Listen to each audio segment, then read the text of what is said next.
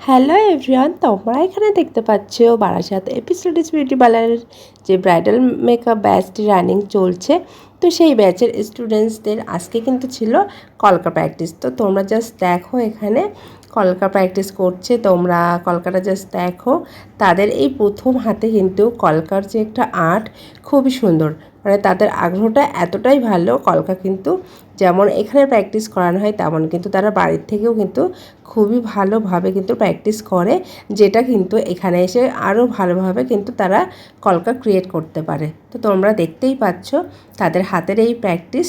তো তোমরাও কি চাইছো খুবই কম বাজেটের সাথে সমস্ত মেকআপ প্রোডাক্টস তোমরা পেয়ে যাবে আমাদের এপিস লেডিস বিউটি পার্লারের তরফ থেকে?